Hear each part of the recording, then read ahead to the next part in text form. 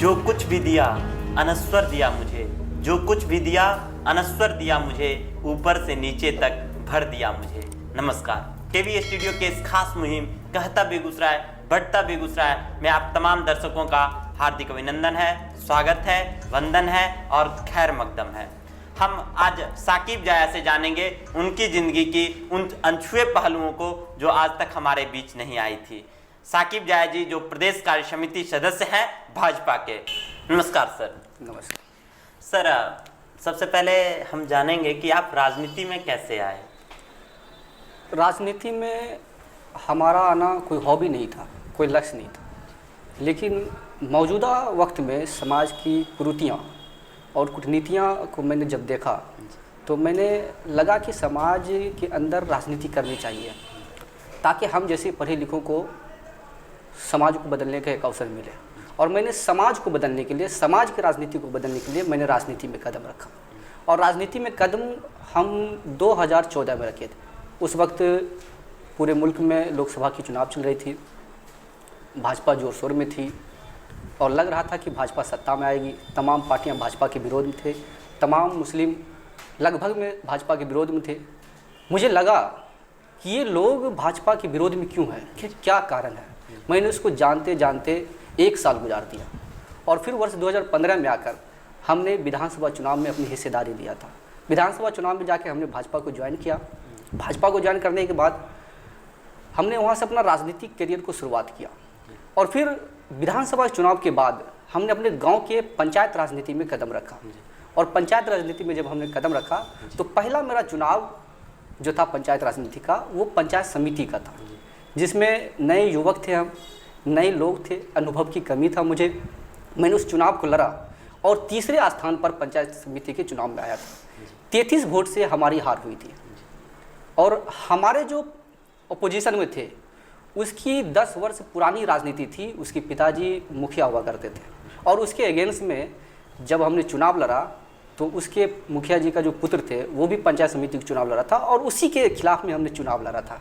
और मैं हार गया, हार स्वीकार भी किया, क्योंकि और उतना ही खुशी था क्योंकि जनता ने मुझे जो जनादेश दिया था, जो सम्मान दिया था, जो वोट दिया था इतनी कम उम्र में, वो मेरे लिए एक अनोखे वक्त था।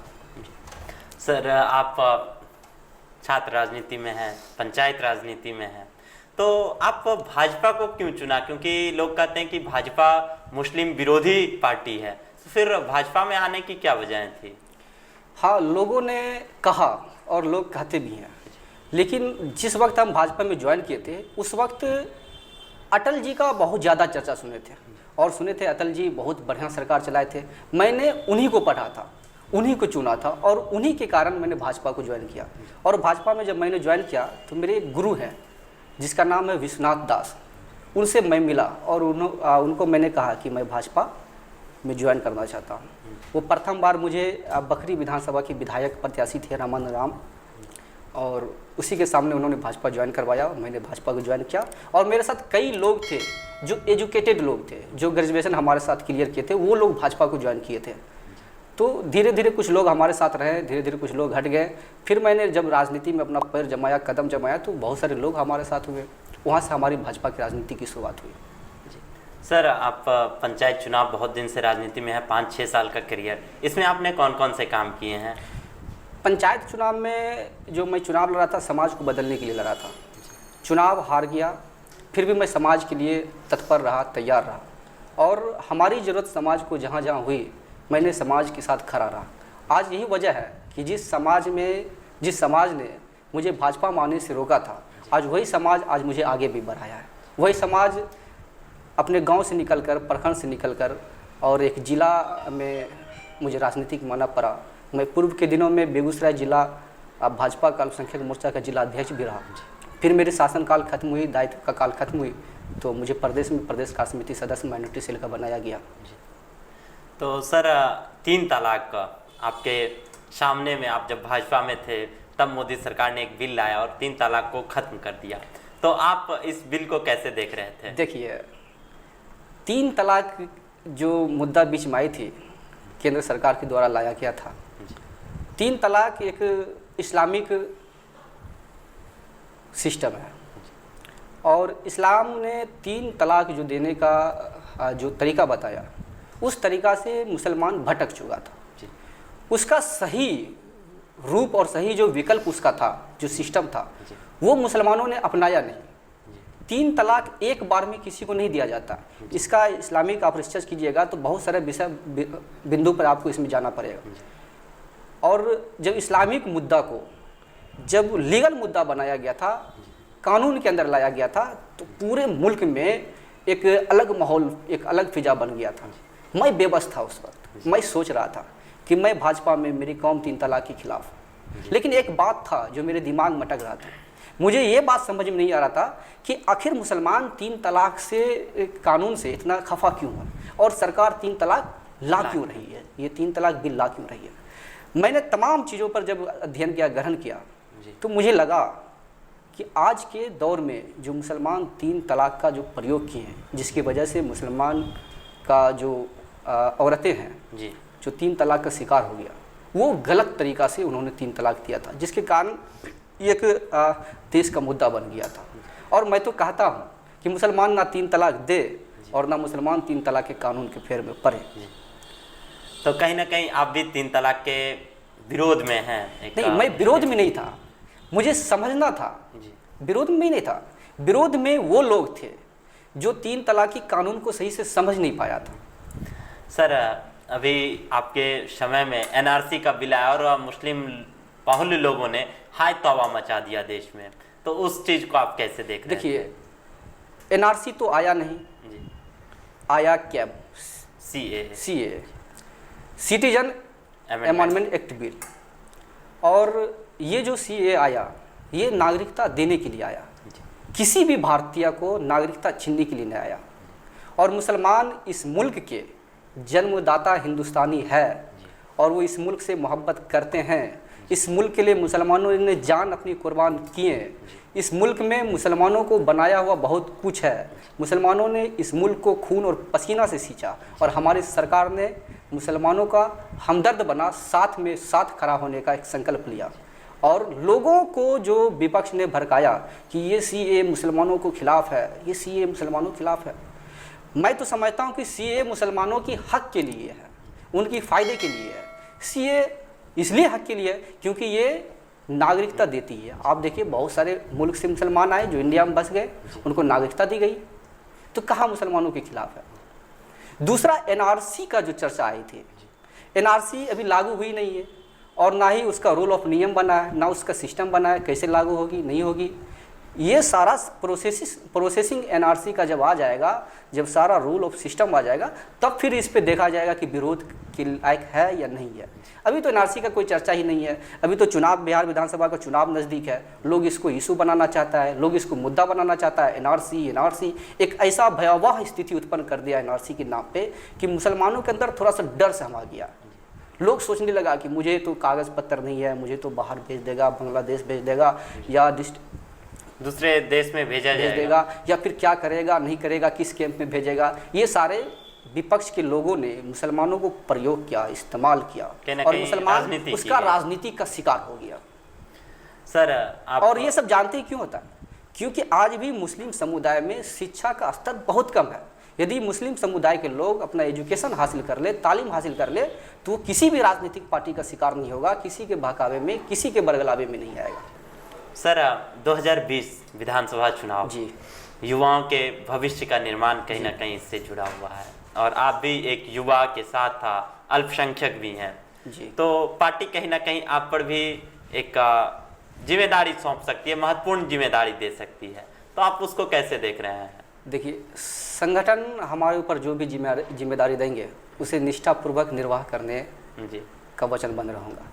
दूसरी बात है कि आपके क्वेश्चन में जो बात छुपी हुई है, मुझे भाजपा का प्रत्याशी के रूप में अभी नहीं आना है और भाजपा बेगूसराय विधानसभा से जिसे भी टिकट देंगे उसे हमारा सहयोग होगा।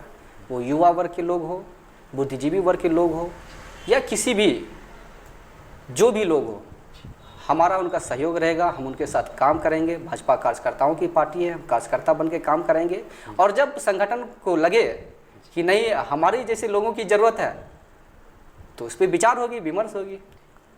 तो कहीं ना कहीं आपके भी मन में ये ख्वाहिश है कि मुझ पे भी एक दायित्व सौंपा जाए? ये तो किसी का भी मन में हो सकता है। कार्यकर्ता जब एक संगठन से जुड़ता है तो उसके मन में ये बात जरूर आता है कि मैं चुनाव लड़ूं और मैं एक बड़े ओहदे पे जाऊं, बड़े पोस्ट पे जाऊं। ये संकल्प तो मेरे पास भी है और सारे लोगों के पास भी है। क्या लगता है कि इस बार अल्पसंख्यक का एक बहुमत भाजपा के पक्ष में जाएगा? अल्पसंख्यक का बहुमत भाजपा के पक्ष में, देखिए इसमें दो बातें हैं। एक तो मुसलमान पिछले कई वर्षों से, दशकों से राजनीतिक पार्टी का शिकार हुआ है।